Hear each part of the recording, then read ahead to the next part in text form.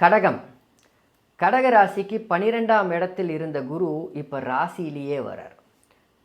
ரெண்டு விதமாக செயல்படும். ஒரு பக்கம் ராசிக்கு 6ஆம் அதிபதியாக இருந்தாலும் மறுபக்கம் ராசிக்கு 9ஆம் அதிபதி பாக்கியாதிபதினு சொல்லக்கூடிய ஆள். ராசியில் அமர்ந்து ராசிக்கு 7ஆம் இடத்தையும் 7ஆம் அதிபதியும் பார்க்கக்கூடிய கடகராசிக்கு இதுவரை திருமண ரீதியில் தாமதமாகவே போய்கிட்டு இருக்கு. சார் நான் என்ன பண்ணட்டும், நிச்சயதார்த்தம் வரைக்கும் வந்து நிச்சயதார்த்தத்தில் நின்று போச்சு, நிச்சயதார்த்தம் நடந்து முடிஞ்சு கல்யாணம் வரைக்கும் வந்து திடீர்னு நின்று போச்சு, ஏன்னே தெரியல, பையன் வீட்டுக்காரங்க பிரச்சனை பண்ணுறாங்க, பொண்ணு வீட்டுக்காரங்க பிரச்சனை பண்ணுறாங்க, ஏன்னே தெரியலன்னு சொன்ன அத்தனை தடையும் நீங்க போகுது.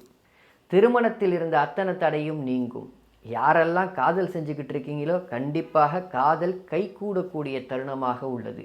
யாரெல்லாம் காதலை இனிமேல்ட்டு சொல்ல போகிறோம், ப்ரப்போஸ் பண்ண போகிறோம் அப்படின்னு நினச்சிக்கிட்டு இருக்கீங்களோ கண்டிப்பாக ப்ரப்போஸ் பண்ணிடுவீங்க. இந்த வருஷம் ப்ரப்போஸ் பண்ணது மட்டும் கிடையாது, உங்களுடைய ப்ரப்போசல் அக்செப்ட் செய்யப்படும் அப்படின்றதுல எந்த மாற்று கருத்தும் கிடையாது.